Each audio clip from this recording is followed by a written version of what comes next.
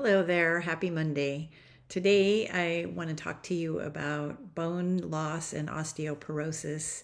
One of my dear friends, Margie Bissinger, is hosting a summit for osteoporosis coming up in the starting next week on Monday. And so I wanted to share with you the information and to tell you a little bit about my talk, which is on the 14th, the second day of the summit. Um, Bone loss is a big deal in our country, and a lot of people suffer from osteoporosis or osteopenia. And there is a lot that you can do using natural medicine. And my friend's summit is all about all the different tools that are available, like what kind of exercises you need to do, what kind of supplements, what kind of programs are available for helping with bones and to have healthy, happy bones.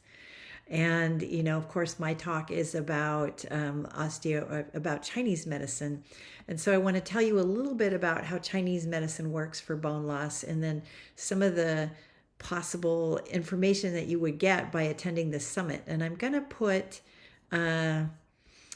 the link for joining the summit here in the chat. Let's see.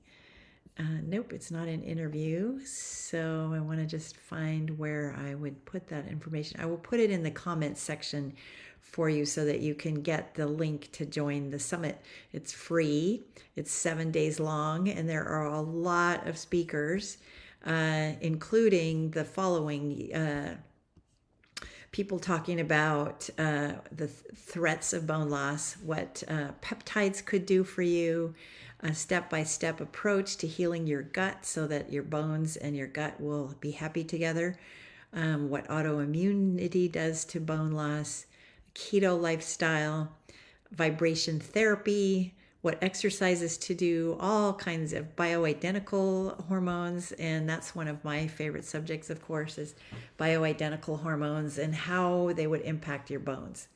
So, it's a great opportunity for you to learn more about healthy bones, happy bones, happy life is what she calls the summit. So, anyway, Chinese medicine, your bones are regulated by your kidneys. And as I've told you before, in Chinese medicine, all the organs work differently than they do in Western medicine. And so, for example, the kidneys regulate all of the following. They regulate your low back, your knees, your bones, your overall sense of having energy, big transitions in life, the emotion of fear,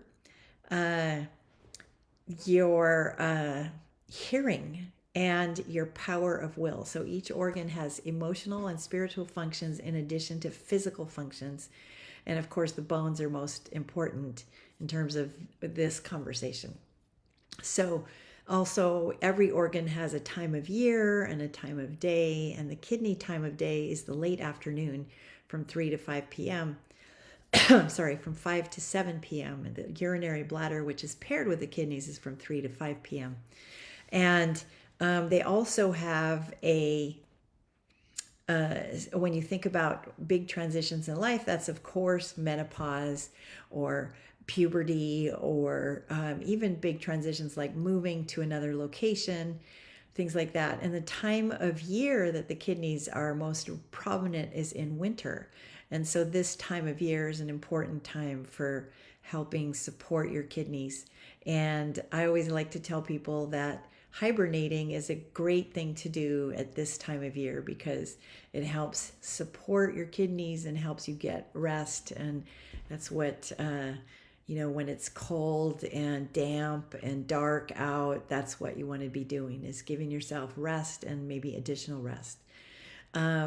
So in Chinese medicine, it's the kidneys that regulate how the strength of your bones. And of course, your kidneys respond to everything that you do because they are sort of the ground for all of the other organs. So they kind of hold all the other organs and support them. And they are also your deepest energy layer. So again, very important because they regulate your overall sense of having energy. And And when I translate that into Western medicine, I think about it as all of your hormones, especially your adrenal hormones, since the adrenals sit right on top of the kidneys. So they're very, very important in relation to transitional times when hormones are shifting. And, as part of the summit, people have been talking about hormones as part of that. And there is a fair amount of research that if you have bioidentical hormone replacement therapy, and even if you start later in life, but especially if you start earlier in the perimenopausal transition, that will help support your bones as well. And having proper hormone balance will help obviously everything, but also especially your bones. And in Chinese medicine, that is done using, of course, acupuncture and various different kinds of herbs, because that's how Chinese medicine works. And then there are, of course, also dietary things that help support the kidneys. And in my talk, I mention all of those things, so you can look at that talk.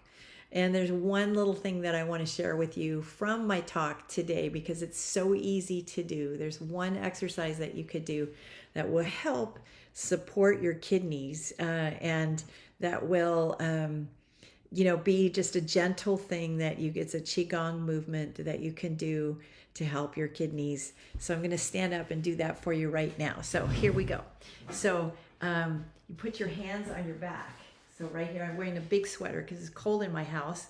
But you put your hands on your back, like right where your kidneys are. And they are, and not quite in your low back, but behind, just below your lowest ribs. And you rub here in a circular motion like this. And like that. And you do that 49 times. And you just do it once a day or twice a day. But it's a way to give your kidneys some love and to give your overall energy some love. And so it's a great thing to do to help support yourself and your bones, and it's not very difficult. And then stay tuned. I'll share the link to the talk in the comments section here, and I hope that you have a wonderful, wonderful day. Thank you so much. Take care.